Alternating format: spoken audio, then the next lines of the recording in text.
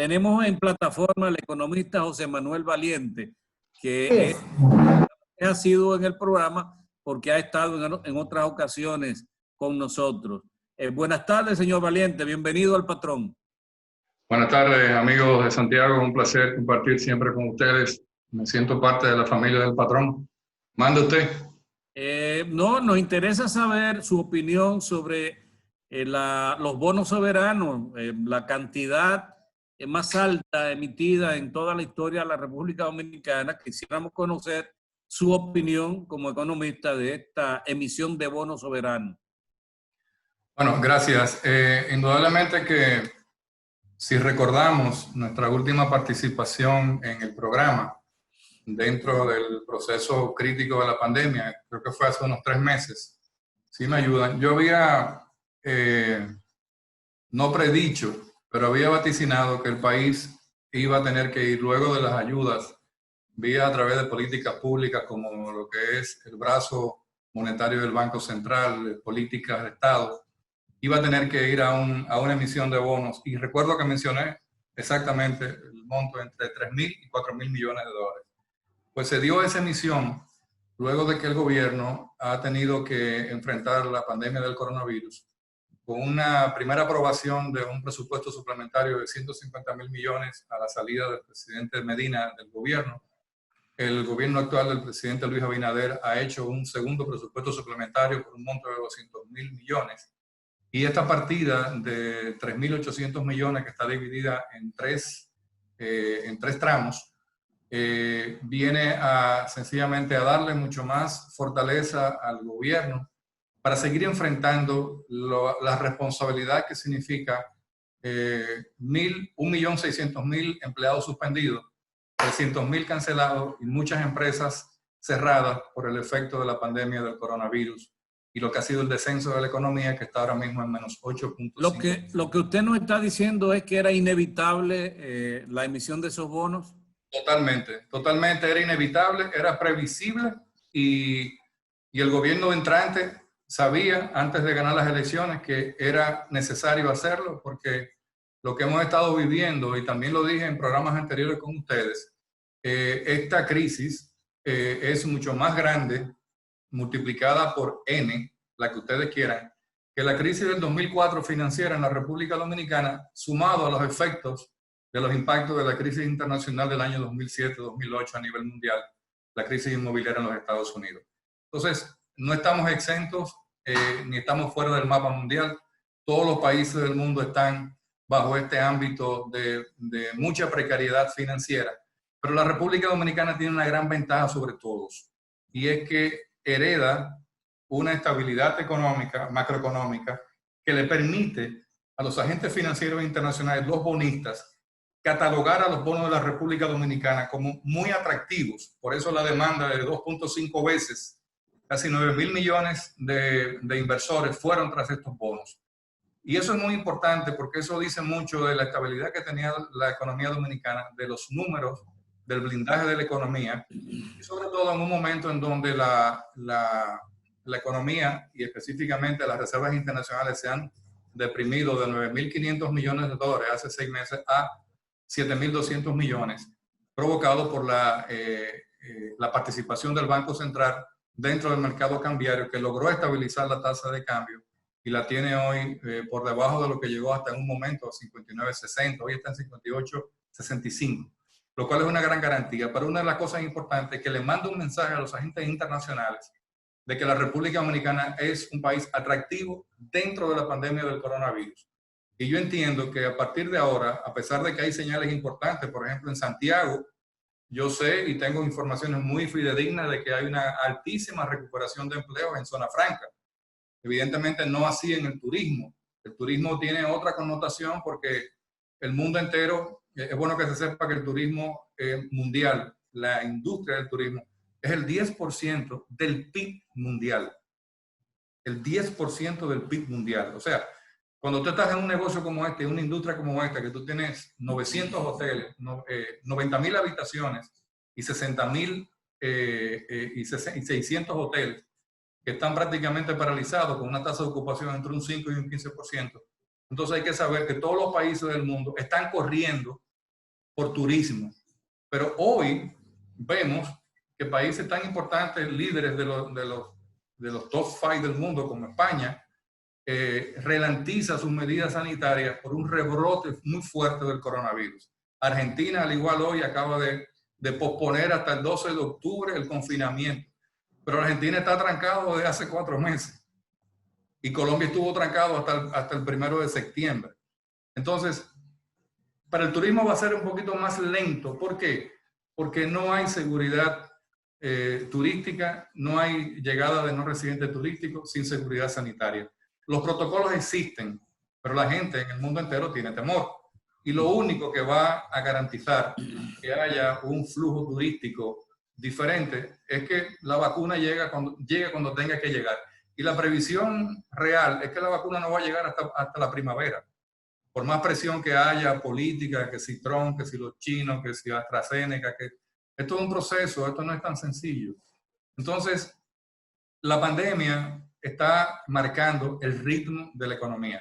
Y dentro de eso, siempre lo voy a repetir, yo no le tengo miedo de decirlo, pero el gobierno, sea cual sea, no importa del partido, no importa lo que usted crea o no crea, pero el gobierno tiene que asistir a 1.600.000 personas que están recibiendo solamente a través de fase 1 y fase 2 y el programa Quédate en Casa. Quédate en Casa es una ayuda, pero fase 1 y fase 2, ustedes saben, es el 30% del salario que tiene una persona en una empresa. Pero al mismo tiempo esa empresa no está vendiendo, no está tributando. Los ingresos del Estado se han caído a nivel de impuestos. Los ingresos de importación, porque no hay bienes y servicios que se demandan para producir más bienes y servicios que demande la población. Estamos demandando alimentos, fármacos, transporte, lo vital. Claro, también sería bueno mencionar que dentro de esta pandemia se están cometiendo también una serie de abusos contra los consumidores. Las telefónicas nunca han dejado de cobrar. Los bancos fueron 3 meses y te cobran ahora compulsivamente, te quitan de tu cuenta y te lo descuentan de tu tarjeta. Entonces, yo creo que hay que tener en cuenta que si el país entero está tomando, como digo yo, un golpe, bueno, pues vamos a tomarlo todos. Pero hay sectores que no transigen con eso. Y yo creo que es muy delicado, porque es un momento en donde en todos los países, los Estados Unidos ha hecho 2 tramos de $3 billones de ayuda, que es lo que ha garantizado que las remesas se mantengan en República Dominicana con un crecimiento de un 25% en los últimos 4 meses. Nosotros tenemos más remesas en los últimos 4 meses que el 2019 en esos mismos meses. Y eso es factible y grandioso. Ahora, esa gente en su mayoría no está trabajando. Esa gente está recibiendo dinero y el dominicano, como es dominicano, se lo manda a todos los pueblos y los campos de Santiago, a Jánico, a Sajoma, a donde usted quiera, pero eso está llegando. Entonces, el gobierno va a tener que seguir manteniendo la ayuda. No importa. Luna Valiente, mire. Dime, Juan, ¿cómo estás, Juan? Hay una situación. Aparentemente vienen otros préstamos, porque tenemos en breve la elaboración del nuevo proyecto de presupuesto para el 2021. Y es casi seguro que ahí se incluirá una gran cantidad de préstamos. Entonces, los economistas que ahora son funcionarios del actual gobierno se encargaron de desacreditar la política de endeudamiento externo del gobierno pasado, que era un festival de préstamo, que la economía no resistía a eso, que muchísimos calificativos en torno a los préstamos que se estaban haciendo. E incluso el presidente Abinader le habló al país esta semana y ya esos bonos estaban colocados, pero no se lo anunció al país, puso al ministro de Hacienda a hacerlo, ¿verdad?, de manera particular él. Esto no contribuye finalmente a reducir la credibilidad del gobierno en la población. Bueno, díganme ustedes, yo siempre he tenido una posición con relación al tema del endeudamiento y siempre se lo he dicho. Para mí el tema del endeudamiento es un mito. ¿Por qué? Porque la gente siempre dice, y esos economistas que tú dicen que no, que mis nietos y bisnietos están endeudados antes de nacer. Está bien. Ahora yo le pregunto a todos, cuando usted emite deuda y un país se desarrolla como ha crecido la República Dominicana en los 20 años, y ustedes que están en Santiago lo pueden ver alrededor y ustedes se dan cuenta de que Santiago no es hoy lo que era hace 20 años. Entonces, ¿cuál es el intercambio de desarrollo versus deuda? Las obras de infraestructura. Si tú me dices que emitimos deuda, bueno, pues yo te devolví una avenida, yo te devolví el parque botánico, el parque, yo te devolví el puente, yo te devolví. O sea, todo tiene un componente de contrapartida y eso es real. Yo vi hoy en la prensa diciendo, criticando el empréstito, diciendo que el gobierno no debió buscar dinero para gasto corriente. La persona que lo dijo es un reconocido economista, pero es un insensible. Porque lo que se está buscando es sencillamente tratar de tener dinero para mandárselo a la gente que está en fase 1 y fase 2. Porque el país está paralizado. Ahora, como el mundo cambió, yo creo que los paradigmas ya también cambiaron. Nosotros no podemos compararnos a nivel de estadísticas, las estadísticas económicas del 2020 contra el 2019. El 2020 será un año fantasma dentro de la economía. Y lo que hagamos dentro de este año tendrá valor para mantener la vida, la familia, la salud. Piensa en los problemas que ha dado con el tema de la educación. Se habló que no hay conectividad, ahí estaban los equipos y no hemos tardado muchísimo tiempo. Pero todo el mundo está tratando de hacer lo mismo. Entonces, criticar endeudamiento y hablar, ya hoy nadie habla de deuda y déficit fiscal. Porque antes era demagogia política, ahora es importante por la pandemia. Entonces, hay que separar esos mundos e irnos al mundo de la sensatez y de que entendamos que si el gobierno tiene que hacer cosas, es sencillamente meter el brazo entero y ayudar al pueblo dominicano, ayudar a la economía a que resurja, a que salga hacia arriba, no importa el costo de la deuda. Porque tú me dirás, bueno, pero es que nos estamos endeudando demasiado. Sí, pero Estados Unidos, Japón, Italia, los 20 países del mundo, de la OTAN, tienen más del 100% de deuda. Claro, ellos tienen otro nivel de productividad, tienen una mano de obra mucho más calificada, producen bienes y servicios que tienen mayor venta en el mercado. Pero el país va a tener que, como hicimos en el año 2004, la economía quebró. 1,5 millones de personas a la pobreza de clase media. Lo que no puede pasar en este momento en República Dominicana es que la clase media, dentro de esta crisis, cargue con la crisis de la clase baja, subsidiándola y subsidiando a la clase de arriba.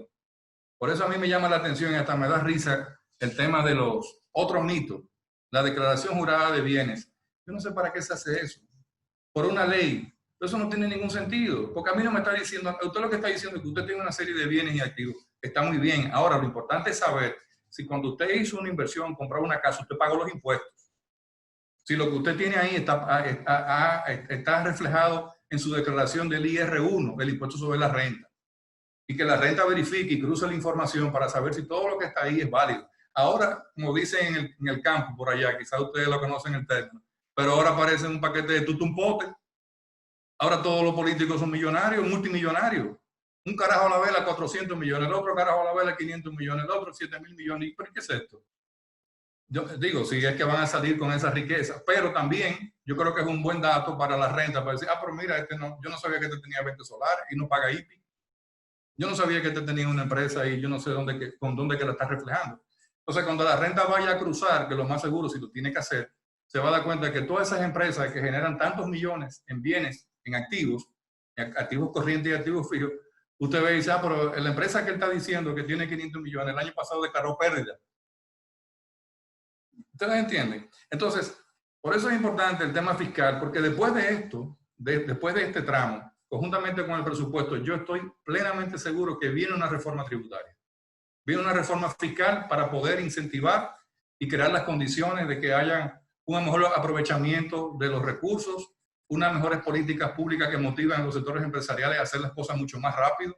Yo creo que el gobierno lo que tiene que hacer es romper las trabas, que las empresas se instalen mucho más rápido, que haya mayor atracción de inversiones extranjeras y que podamos producir el retorno de la mano de obra y tratar de motivar nueva mano de obra. Porque fíjense lo más peligroso que está pasando.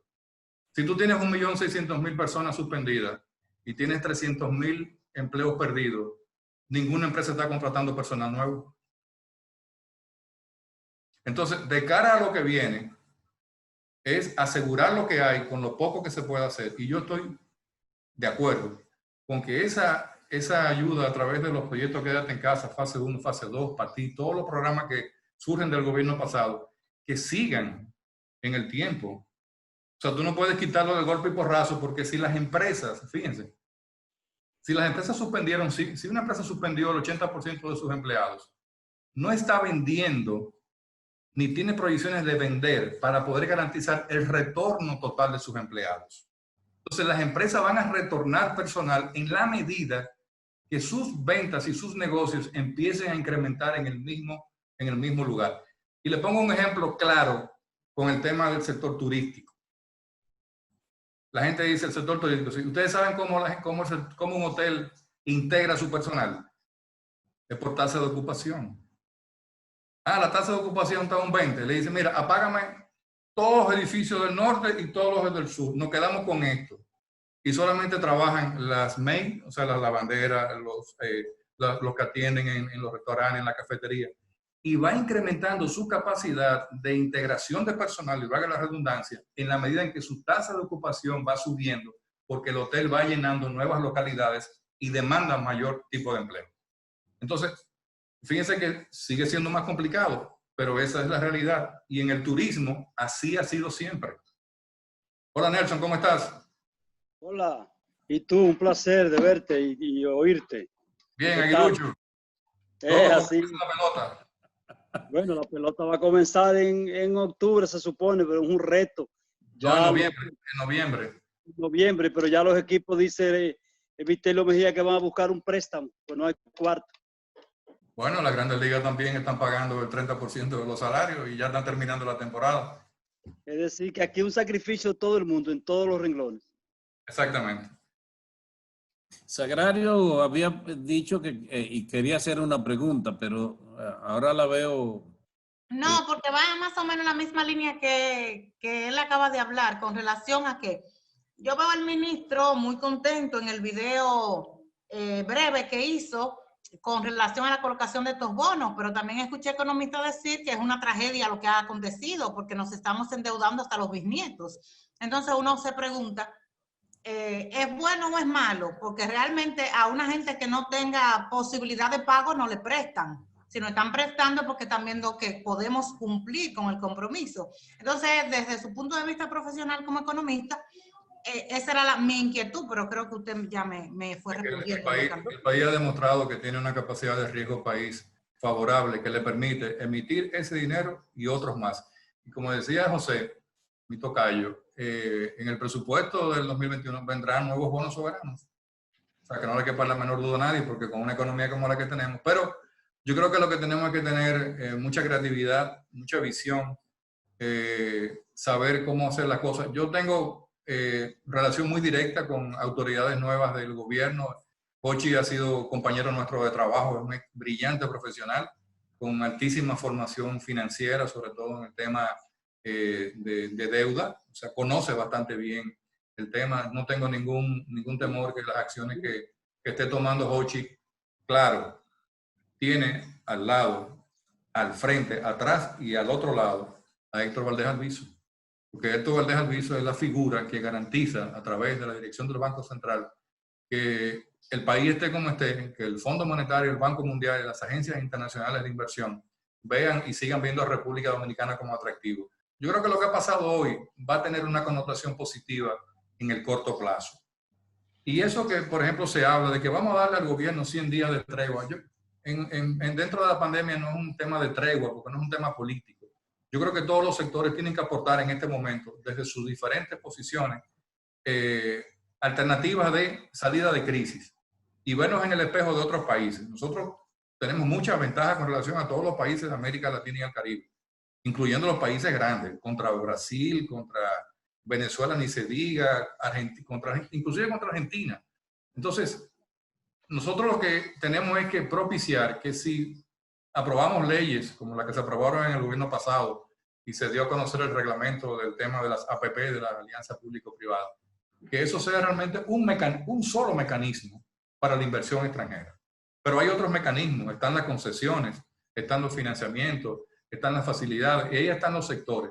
Nosotros tenemos una ventaja de que tenemos un sector minero fuerte, barrigol, con una inversión nueva para producir una expansión de la vida útil de la mina, sobre todo en un momento en donde los precios del oro están rondando los $2,000 la onza, en donde la República Dominicana recibe más dinero por las exportaciones de oro.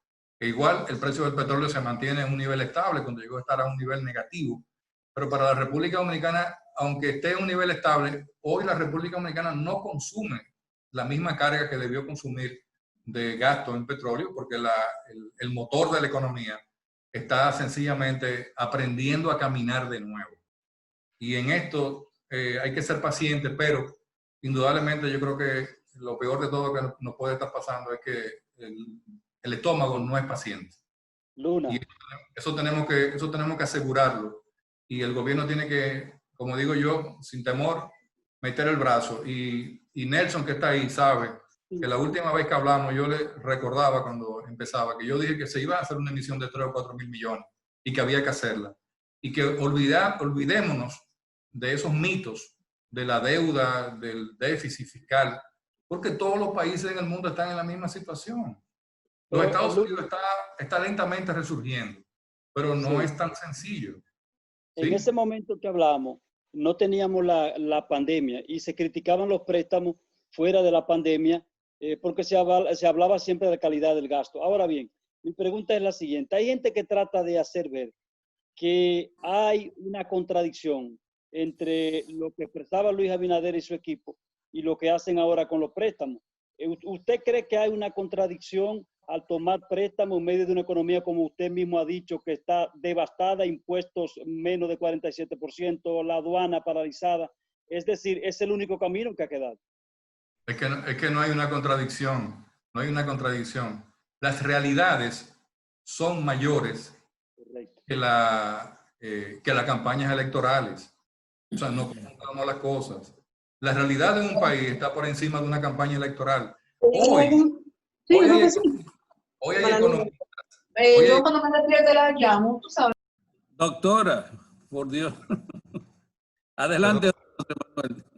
Hoy hay economistas criticando, diciendo que por qué se va a invertir en gasto corriente, pero caballero, el gasto corriente es ayuda social.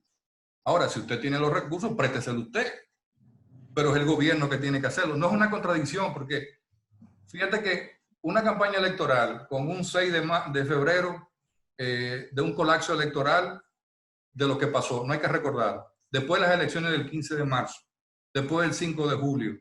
O sea, un país que ha estado dentro de un proceso tan traumático y que dentro del proceso, a finales de febrero, viene la pandemia del coronavirus. Para los que no sepan, tenemos 7 meses en este relajito. 7 meses y el año se acabó. Entonces, ¿qué contradicción puede haber cuando un gobierno llega y entiende? Pero fíjense que la mejor valoración de políticas públicas pasadas era el tema del toque de queda. 10 días, 12 días, 17, no, que 25. Nos pusimos 45 días y a los 45 días más. Entonces el tema era político. Ahora, cuando tú te encuentras dentro del problema y tú llama a Abinader y le dices, Jochi, como lo llama todas las noches, a las 8 de la noche, y le dice, ¿cuánto entró hoy? Dice, bueno, líder, tenemos menos 100 millones. Está bien. Esa es la realidad. Y tú llamas a Yayo Lobatón y le dices, Yayo, ¿qué pasó en las aduanas? Bueno, nada más recaudamos 30 millones hoy. Ok. O sea, la realidad está por encima de una campaña electoral y de un economista que solamente quiere hacerse el gracioso y decir que eso es una locura. Entonces, que vaya y busque en los mercados internacionales lo que están haciendo todos. En este momento, otros países están haciendo lo mismo. ¿Y a cómo le prestan esos mismos millones? Al 10%, al 12%. República Dominicana, si consiguió 4.875, es porque es una economía que tiene la sostenibilidad y la fortaleza de mantenerse dentro de un rango que le permita atraer inversiones y producir desarrollo. Y un gobierno que ha generado confianza. Pregúntale a Venezuela cómo se lo van a prestar. Bueno, vamos a agradecer a don José Manuel Luna Valiente por estas orientaciones en términos económicos aquí en El Patrón de la Tarde. Muchas gracias. ¿Dónde está el patrón principal? Los viernes él se desaparece. Caramba. Dámelo un abrazo a todos allá. Un saludo a don Juan Nelson, Rosa, que no la vi por ahí, nada más. Ahí Aldo, entró. Sagrario y la Dialisa. Un placer siempre Cómo no. compartir con ustedes. Muchas gracias como siempre.